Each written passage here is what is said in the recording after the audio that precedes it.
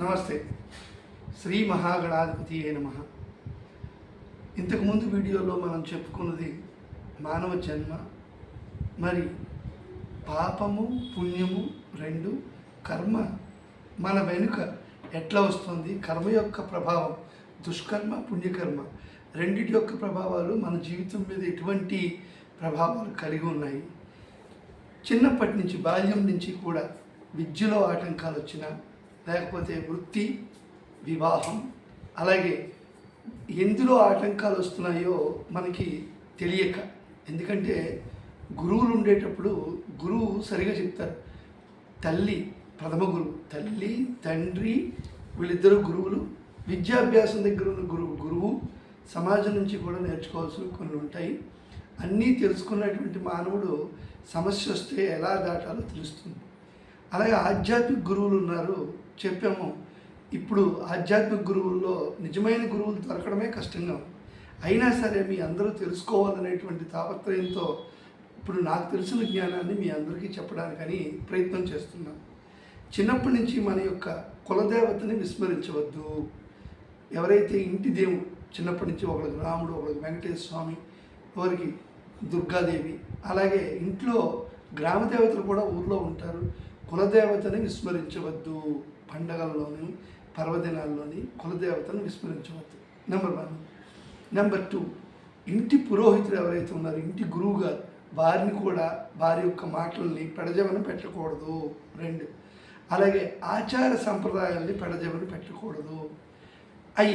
ఇవన్నీ మేము చేశామండి, అయినా సరే విద్యలో ఆటంకాలు వస్తున్నాయి, అలాగే మనకి వృత్తిలో ఆటంకాలు, వివాహంలో ఆటంకాలు, సంతానం కలగడానికి ఆలస్యం అవుతుంది, అలాగే ఫైనాన్షియల్ ఆర్థిక ఇబ్బందులు వస్తున్నాయి. వీటన్నిటికీ మనం పరిష్కారం ఉన్నదా అంటే ఉన్నది అంటే ఏదో జన్మ జాతక చక్రం అనేటువంటిది రాసి అందులో 9 గ్రహాలు ఉంటాయి, అందరికీ తెలుసు. ఎందుకంటే నేను ఇంకో ఎపిసోడ్లో నవగ్రహాల గురించి, వాటి కారకత్వాల గురించి, అవి మనకి ఏ విధంగా మనకి మంచి చెడు ఫలితాలను ఎలా ఇస్తాయి అనేటువంటిది చెప్తాను.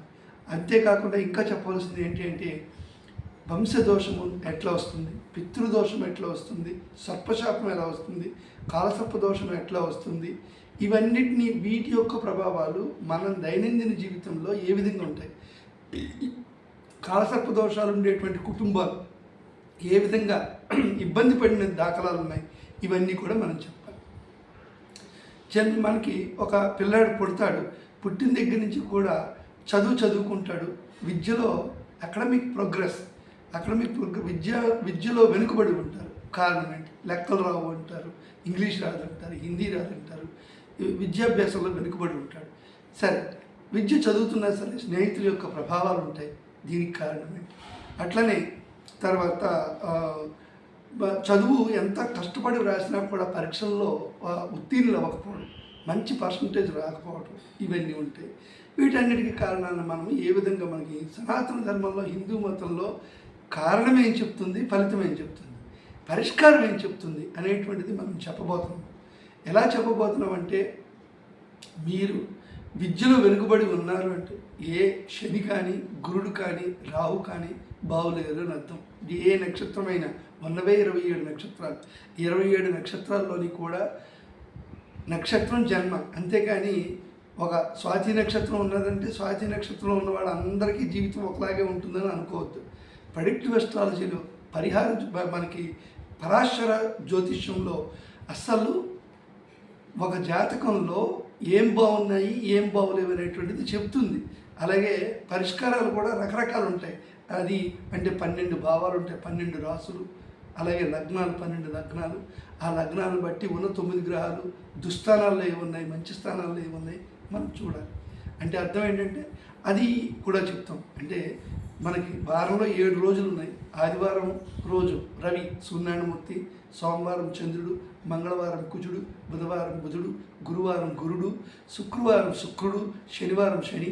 7 రోజులకి 7 గ్రహాలు అయిన తర్వాత రాహుకేతు సర్పగ్రహాలు, ఛాయాగ్రహాలు, ఈ 2 కలిపితే 9 గ్రహాలు. 9 కూడా మానవ జీవితంలో బాగున్నవి సగం గ్రహాలు బాగానే ఉంటాయి. ముందర తెలుసుకోవాలి మనం. 9 కూడా 4.5 లేదా 5 గ్రహాలు బాగానే ఉన్నాయని అర్థం. ఇంకా బాగులేనివి 4 అయితే అందులో బాగా వల్నరబుల్గా బాగులేనివి ఒక 2 కానీ 3 కానీ ఉంటాయి. శైశవ దశలో బాల్యంలోనే తల్లిదండ్రులు ఇది గుర్తిస్తే కనుక దానికి సంబంధించిన పరిష్కారం అన్నీ కూడా దేవుడి గుడితోనే ఉండవు. మీరు దేవుడి ఆలయానికి వెళ్ళి చేస్తేనే లేదు. ప్రాయశ్చిత్తాలు అనేటువంటి రకరకాలు ఉన్నాయి. మనం వచ్చే నెక్స్ట్ తరువాత వీడియోలో అన్ని వివరాలు కూడా తెలియజేస్తాను. శుభం.